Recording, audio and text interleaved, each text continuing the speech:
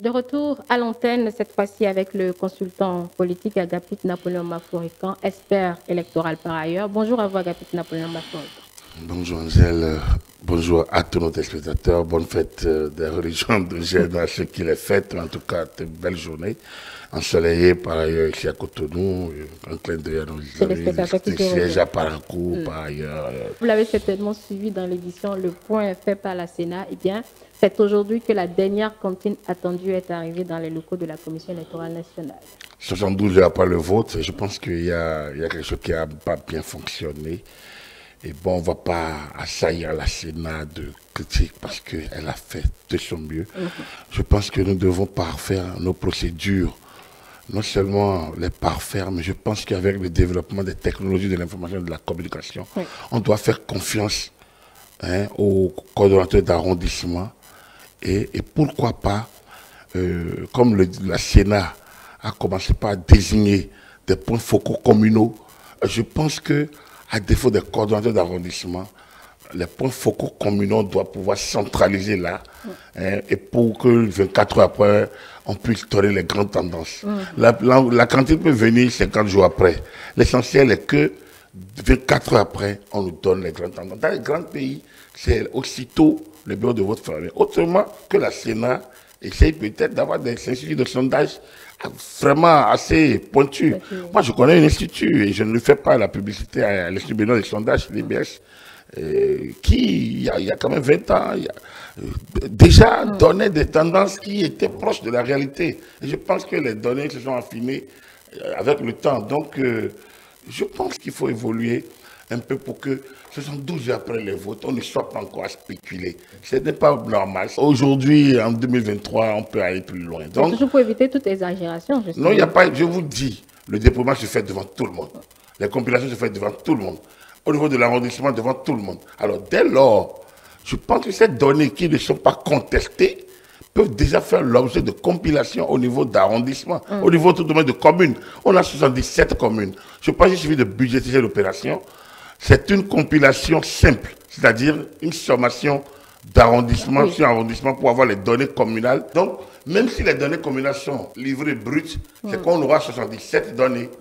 Et avec 77 données, chacun pourrait avoir une idée, non seulement du taux de participation, mais aussi des suffrages obtenus par chaque parti, chaque candidat, avec des marges d'erreur relativement faibles.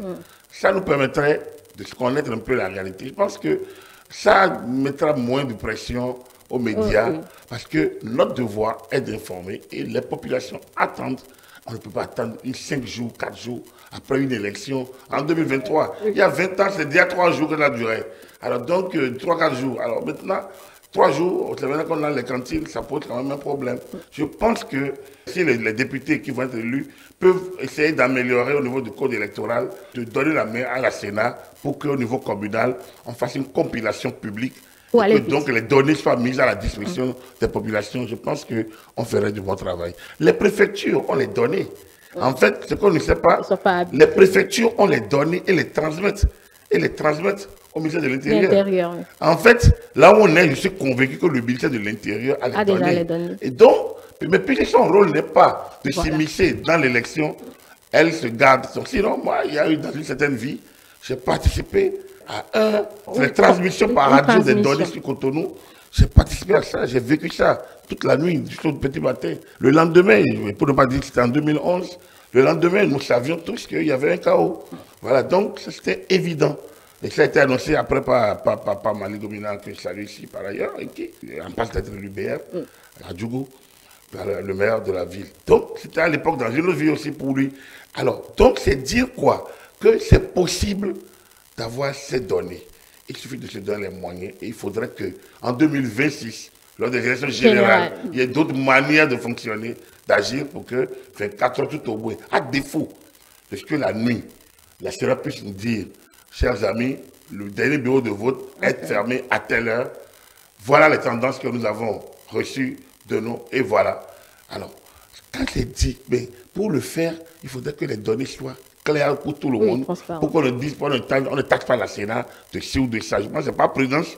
Que la Sénat, oui, qu'elle se garde et qu'elle prend tant de temps, elle prend tant de précautions, on peut la comprendre ici. Mais je pense qu'on peut faire beaucoup mieux. Voilà. Et alors, ça, ce n'est pas du côté de la Sénat. Du côté de la loi à améliorer. Parce que si la Sénat fait des choses qu'on n'a pas demandé, après elle peut... Voilà, elle aime à le dire, elle n'invente pas la loi, elle ne fait elle que l'applique. Elle l'appliquer. applique la loi, voilà. Voilà, depuis la nuit électorale à Capitale Napoléon Bafrican, nous apprécions les tendances issues des unes grâce, bien évidemment, comme je le disais, à nos correspondants positionnés un peu partout sur l'ensemble du territoire national. Là, nous sommes au 10 janvier, 72 heures après l'élection. Est-ce que ça se maintient? Disons que nous avons confronté les tendances de nos correspondants avec d'autres données sur le terrain. D'accord. Et donc, on peut dire que les tendances du dimanche soir se maintiennent. C'est-à-dire que 3 partis se sont nettement dégagés des 7 et les autres sont totalement ont des données marginales, hein, je peux le dire. Les autres, c'est peut-être dans l'ordre. Hein. Je dis peut-être, les autres, c'est peut-être dans l'ordre. Sinon, dans le désordre, on dira le FCBE, Moël Béné, MPL et l'UDBN. Voilà. Donc, ces 4 partis n'ont pas atteint un niveau raisonnable pour être comptés parmi les meilleurs. En clair, ils sont loin des 10% attendus pour avoir accès au siège. Mais il est remarqué, quand on fait la lecture, elles ont pu impacter un dans peu certains arrondissements. Le message a pu passer ici, là, surtout dans ce lot-là, c'est le FCBE hein, qui ont peut-être le lot tribut à payer, puisque et là, ils ont comporté relativement bien, mais je pense que les démocrates ont pris par là, et justement, ils étaient en danger là, avec l'entrée en liste des démocrates, et ça n'a pas manqué.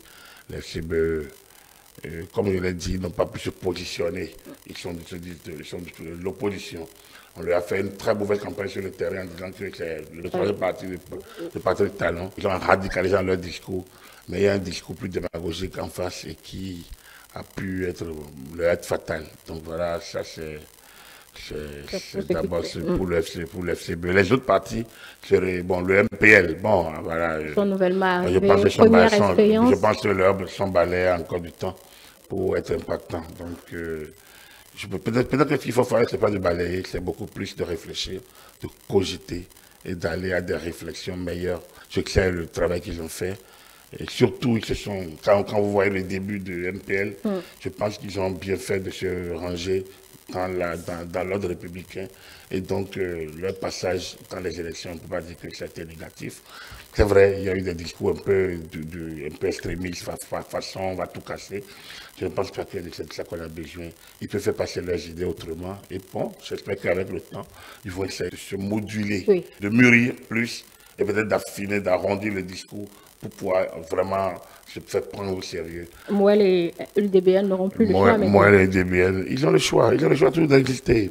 Ils ont le choix. Ils ont le choix. Puisque... Suicidaire alors. Oui, de toute façon, les résultats sortent ils tireront les conséquences. Comme l'a dit le docteur Benaou la dernière fois, là, la nuit électorale, membre de l'UDBN et candidat, il disait donc bon, le parti sait où il va. Donc, si le parti sait où il va, le parti décidera de rester là. Il y a 2 manières de se perdre. Oui. Par ségrégation ou par dilution. Donc, le parti choisira de quelle manière il entend poursuivre. Comme moi, pour moi, je ne pense pas qu'il y ait un avenir, je l'ai dit depuis des années, qu'il y ait un avenir pour les partis unipersonnels. Il n'y en a pas. Il n'y a pas. Mais bon, si les leaders pensent qu'ils ont un avenir, autant les laisser évoluer et ils seront jusqu'à ce qu'ils se décident autrement. Voilà. Et puis enfin, on est maintenant au Cador. Oui, ceux qui sont dans la danse, vous avez un certain ordre. Mardi 10 janvier 2023, 13h58, c'est l'Union progressiste qui est devant, à l'heure actuelle, au regard des données que nous avons et qui méritent d'être affinées par la Sénat, corrigées par elle, corrigées par la Cour constitutionnelle. Donc sous cette réserve et avec toutes les précautions d'usage, aujourd'hui, donc ça n'engage que nous, mais on le dit toujours, c'est les données qu'on peut prouver. Et donc, comme je l'ai dit, sous toute réserve, ouais, depuis 3 jours, ça évolue. Donc, nous n'avons pas toutes les données. Je prends toutes les précautions en disant, nous ne les avons pas. Mais les données que nous avons le devoir d'informer. Donc, après les avoir compilées, vérifiées auprès d'autres, donc ce n'est plus nécessairement nos correspondants. On a essayé ici de voir sur les réseaux sociaux certains chiffres qui circulent. Là où on n'est pas très sûr, on a dû laisser d'abord essayer sur toute la réserve, l'Union progressiste est devant. Est devant, avec, oui, voilà, est devant, avec quelque chose d'assez confortable, suivi à quelques longueurs près par le bloc républicain, pas les démocrates et le bloc républicain. C'est plutôt là maintenant qu'eux ils s'étalonnent entre le bloc républicain, entre les républicains et le bloc républicain, et les démocrates, ou les démocrates et le bloc républicain. Ça peut se dire de manière... Oui. Donc je pense qu'on revient maintenant, ça se tasse maintenant de manière beaucoup plus sérieuse. Les données de l'intérieur venant bousculer celles des villes qu'on a eues très tôt les premiers jours. Je pense que ça rétablit un certain équilibre au profit de la majorité présidentielle. Voilà. D'accord. Est-ce que vous allez vous aventurer sur des chiffres précis pour pouvoir permettre aux téléspectateurs d'avoir une idée? Sous toute réserve, on peut se tromper, je le dis toujours, c'est nos données à nous, ce n'est pas les données de la Sénat. Et les partis d'ailleurs ont leurs données aussi. Bien sûr. Je suis convaincu donc du coup, leurs données ne seront pas les données de la Sénat. Et la Cour constitutionnelle a délégué sur le terrain suffisamment d'huissiers. J'utilise le mot du président de la Cour constitutionnelle, Amounda Razak, donc a délégué des huissiers dont les rapports sans doute feront foi et qui permettront à la Cour de statuer non seulement sur la validité, mais également sur la régularité en cas donc, de contestation. Donc sous cette réserve, oui, on peut entrevoir l'UP aujourd'hui autour entre 40 et une quarantaine de sièges. Les démocrates, la trentaine autant que le BR. Alors, donc quand vous faites 2 trentaines plus une quarantaine, ça fait 100. Il reste 9 sièges. Donc, ces 9 sièges flottent dans le vocable trentaine-quarantaine. Ouais, ça peut être flexible. La quarantaine peut se retrouver à 38 ou à 45. La trentaine peut être à 28 ou à 39. Donc ça, c'est à attendre un peu d'ici demain ou plus tard jeudi. Voilà, donc voilà ce qu'on peut dire. Je pense qu'au regard donc, de ce que l'on a, je pense que nous sommes maintenant plus proches de la réalité.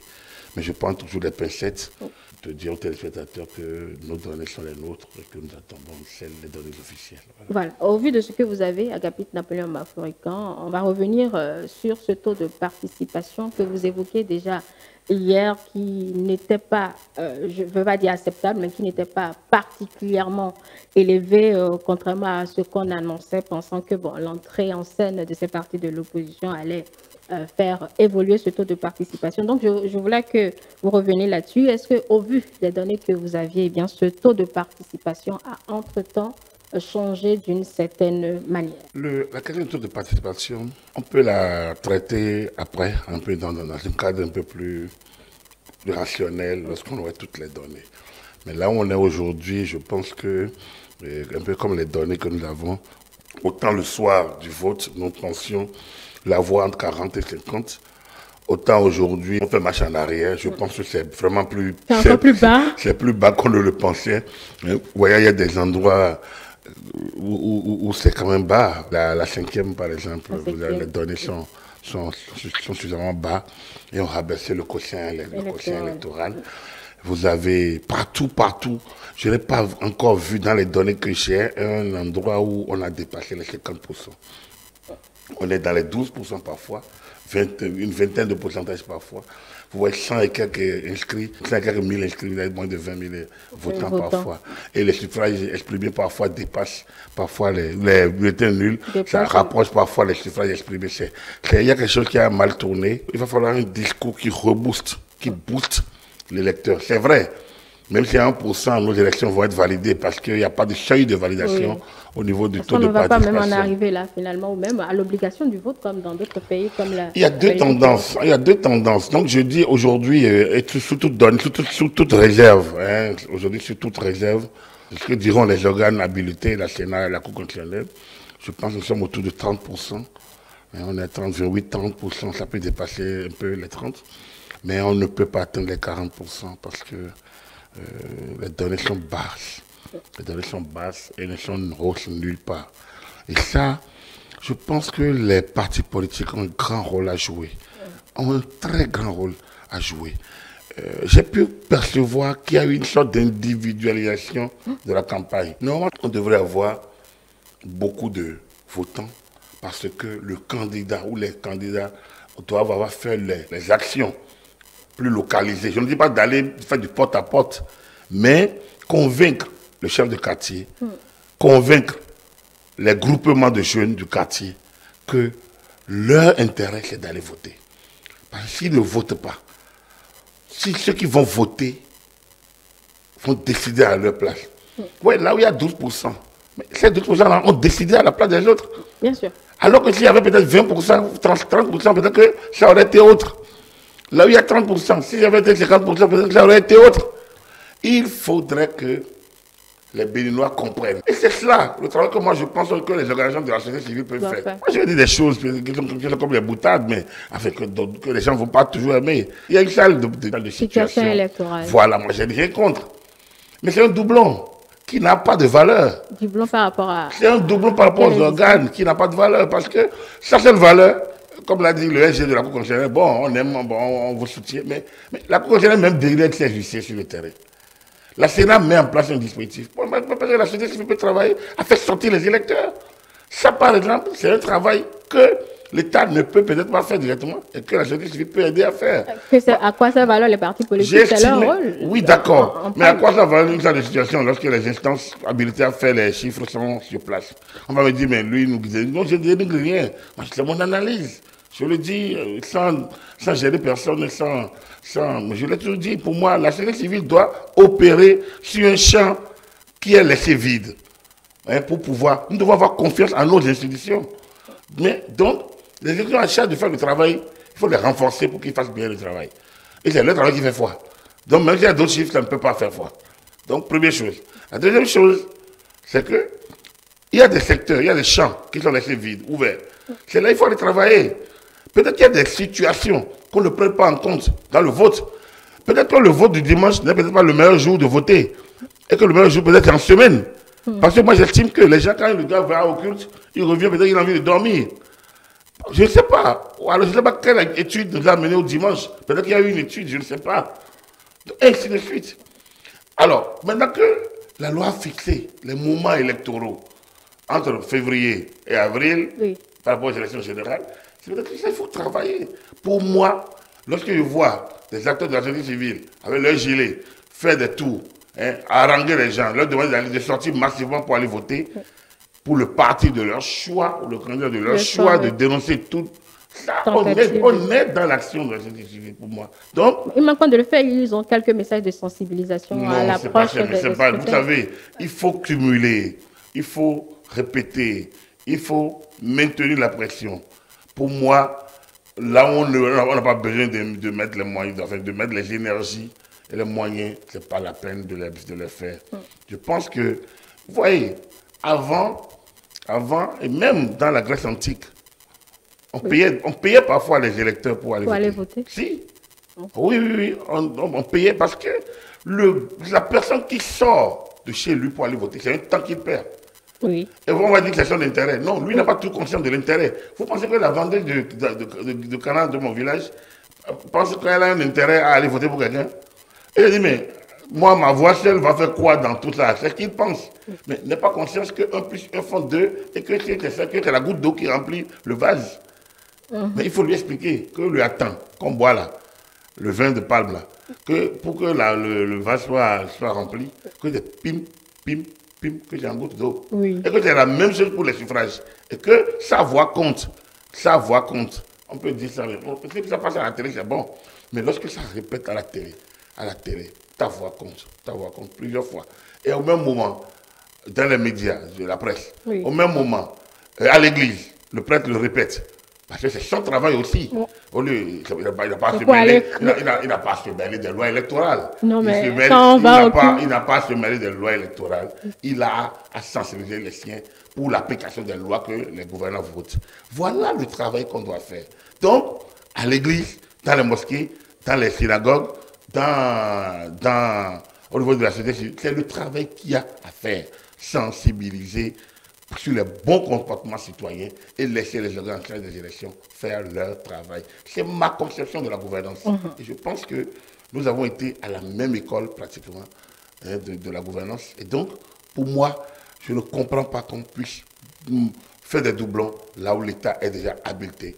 La puissance de l'État est affirmée par la Constitution et les lois, et aucune société civile ne peut s'en prévaloir. Et donc, tout ce qu'ils font, eh bien, c'est bon, c'est pression, mais on peut mettre la pression au service donc, de la sensibilisation des citoyens. Et donc, là où il faut faire un choix, à mon humble avis, le choix du doublon n'est pas utile. Là où il y a du vide. Donc, c'est-à-dire que le taux de participation, vous voyez, on a eu des raisonnements erronés en pensant que le taux de participation, c'est parce qu'il n'y avait pas l'opposition. Et voilà aujourd'hui qu'ils sont là. Ils ont fait des promesses les plus radicales, les plus extrémistes, les plus démagogiques. Et malgré ça, les gens ne sont pas sortis.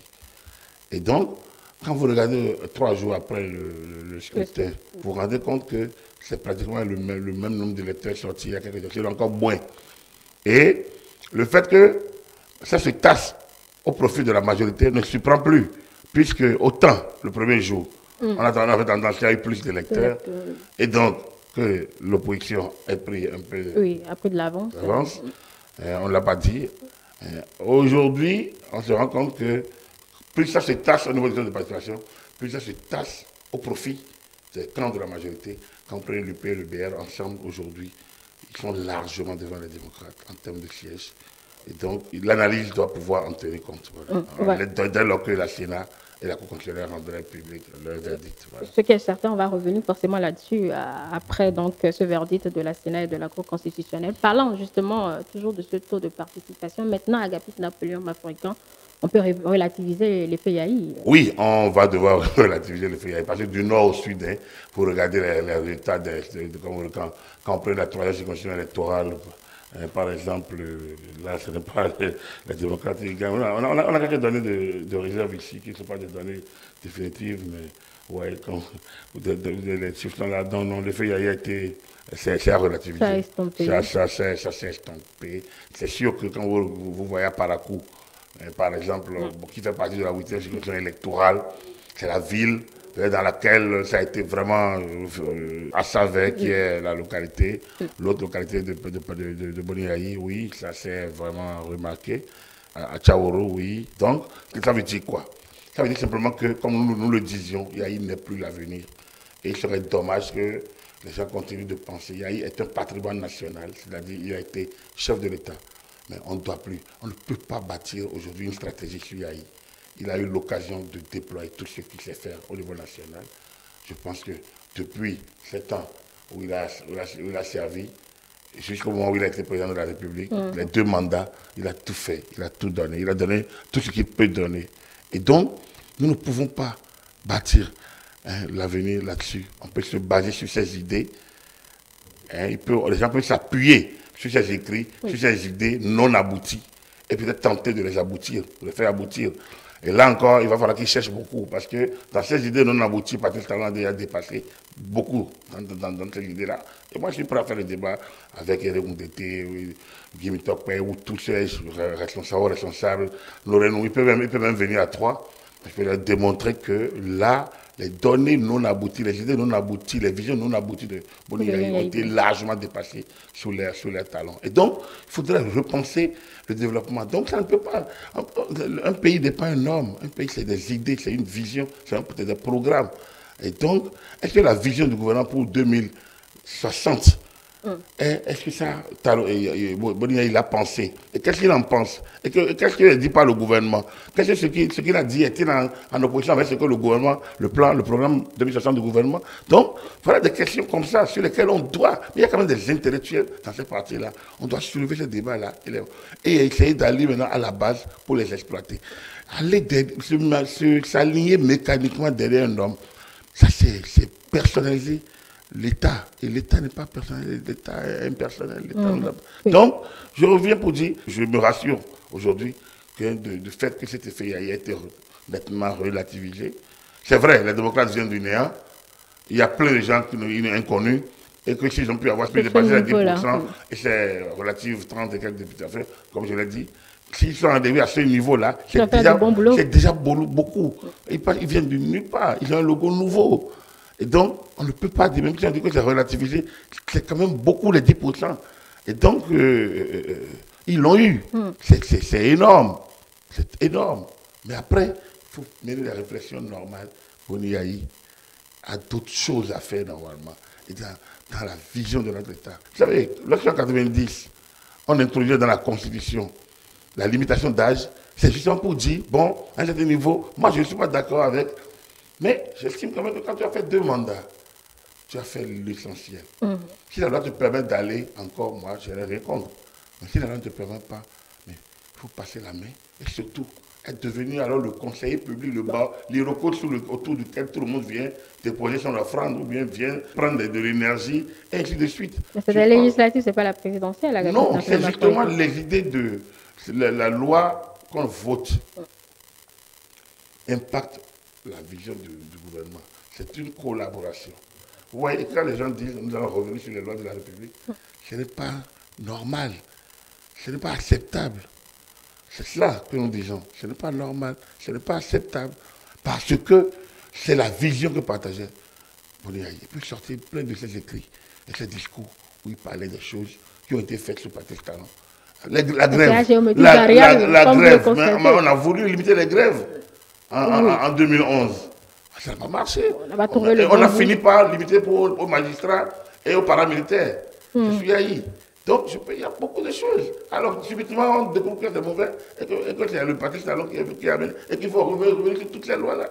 Le champ émotif variable, c'est peut-être dramatique comme le dit. Pour pouvoir revenir là-dessus et que nous puissions travailler ensemble sur la démocratie, ce n'est pas uniquement la confrontation. On peut ne pas être ensemble et avoir une vision commune. Et en France, même si, aujourd'hui, même le Front National, qu'on a tout totalement détesté, qui est devenu Rassemblement national, mais a affiné son discours. Elle s'est rendue parti de républicain, parti de gouvernement. Aujourd'hui, voilà, donc, c'est dire que, oui, on peut évoluer. Il faudrait que nous évoluions et qu'on cesse de personnaliser l'affaire. Voilà mon problème. Peut-être que ça va se faire avec le temps. En fait, c'est en le disant que ça peut évoluer. C'est législative, on peut dire qu'ils sont en train de tirer d'aller vers l'épilogue. C'est vrai, on attend les conclusions. Il est au moment heureux que le risque de remise en cause des acquis que certains ont exhibés pendant la campagne n'aura pas lieu. J'espère que ça va se concrétiser par les instances. Et là, donc, pour qu'on puisse avancer, comme je l'ai dit, on est dans une période transitoire. On doit évoluer. On doit continuer dans cette période au moins 2026 pour que le travail qui est fait depuis 2016 on puisse le lire de manière claire. Et là, ceux qui vont en profiter ne sont pas surpris que demain, plein de gens de la République des démocrates là, revendiquent l'évolution qualitative de la société grâce aux réformes d'aujourd'hui. J'espère qu'ils se rappelleront qu'à l'époque, ils étaient opposants. Oui, vous savez, on est habitué à ce genre de discours, on le verra bien. On se donne rendez-vous demain, Agapit Tapolium Africain. On se donne rendez-vous demain et certainement, on espère que la Sénat nous doit donner date. Mais voilà, donc demain, je suis convaincu que tout serait presque fin prêt. Voilà, selon son calendrier, elle a prévu le faire le 11, mais peut-être que ça peut changer. De toutes les façons, mesdames et messieurs. On espère vivement, voilà. On espère vivement que ça fait le 11. Il serait quand même temps. Il serait temps pour que le téléspectateur ait finalement la bonne nouvelle. Enfin, les bonnes nouvelles. Quand il dit bonnes, c'est les nouvelles justes. Parce que nous sommes obligés de prendre beaucoup de précautions parce que nous n'avons pas qualité à le faire. Nous utilisons nos données et notre devoir d'informer pour le faire, mais ça a des limites. Et donc c'est pour ça que nous attendons tous le travail que fera la Sénat et surtout après le travail que fera la Cour constitutionnelle. Voilà, mesdames et messieurs, rendez-vous donc demain. Merci de nous avoir suivis. Et vous pouvez retrouver cette édition spéciale sur l'ensemble de nos plateformes. Pour ceux-là qui ne nous rejoignent que maintenant, nous sommes disponibles donc sur www.etélébenin.com, Facebook eTélé en direct, Twitter eTélé Live, YouTube eTélé Bénin, puis sur iOS et Android eTélé Bénin. eTélé avec vous.